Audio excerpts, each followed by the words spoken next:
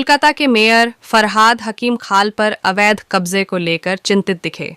आपको बता दें कि आज प्रेस कॉन्फ्रेंस के दौरान कोलकाता के मेयर फरहाद हकीम डेंगू और कई तरह की समस्याओं से जूझ रहे शहर कोलकाता और खालों पर अवैध कब्जे को लेकर अपनी बातें रखीं और इसके हल के लिए कुछ सुझाव भी दिए। একটা অদ্ভুত প্রবণতা সেটা হচ্ছে যে খালগুলোর উপরে দখল করে নেওয়া। আমাদের এই ক্যানেল রোডেও তাই অবস্থা, বেগরখালেও সেই অবস্থা, বিভিন্ন খালের উপরে দখল হয়ে যাচ্ছে। কিন্তু খালগুলো হচ্ছে মেজর হচ্ছে কলকাতার জলকে বাইরে বার করার জন্য, কলকাতার চারিদিকে জলগুলোকে বাইরে বার করার জন্য। এখন প্রবলেম হচ্ছে যখন দখল হয়ে যাচ্ছে, ধরুন কেউ গ্যারেজে রাখছে একটু একটু করে, হয়তো তখন প্রশাসন বা আমাদের উচিত যে সে তখনই গিয়ে ওটাকে আটকানো। এটা নিয়ে আমি পুলিশ প্রশাসনকেও চিঠি দিয়েছি এবং এটা ন্যাচারাল কোর্সে খাল আটকানো বা গভর্নমেন্টের জায়গা আটকানো আমরা একদিন কেন হবে, আমরা রেগুলার বেসিসে এই কাজটা কেন করব না। সুতরাং এটা আমি আবার পুলিশ কমিশনারের সাথে কথা বলবো যাতে থানাকে ব্রিফ করা থাকে যে গভর্নমেন্ট প্রপার্টি বা খাল it is a government property, এগুলো যাতে দখল না হয়। একদিন দখল, ধরুন একটা লোক থেকে বাড়ি ফাড়ি করে নিল, তারপর তার সংসার পেতে, তারপর তাকে তোলা হলো, it is a huge task.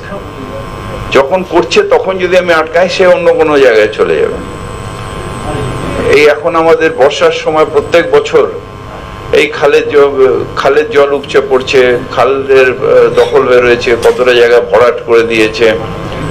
এতে জল নিকাশির অসুবিধায় মানুষ যারা সেইখানে মানুষ যারা থাকেন তারা জলের মধ্যে ভুগতে হয়। এইটা নিয়ে একটা আমি ডিটেলস মিটিং করব, পুলিশ কমিশনারের সাথে আমি এটা ডিটেলস মিটিং করব। এখন নতুন করে কোনো বেআইনি বাড়ি হচ্ছে না, আমি যা করে দিয়েছি নিয়ম অনুযায়ী, যেভাবে রেগুলারলি এসিরা ঘুরছে, যেভাবে আমাদের লগবুক সিস্টেম হয়েছে, তাতে কোনো বেআইনি বাড়ি হচ্ছে না। যেগুলো আগের বাড়ি হয়ে রয়েছে, কেস চলছে, সেগুলোকে বিভিন্ন আইনের মাধ্যম দিয়ে ওঠানোর চেষ্টা করছে। এখন যে ইঞ্জিনিয়ারিং পড়েছে তার পক্ষে আইনটা পুরো জানা সম্ভব না। এবার আমরা জনপ্রতিনিধি যেহেতু অনেকদিন ধরে এই কাজটা করছি, আমরা একটা ওয়ে আউট বলতে পারি।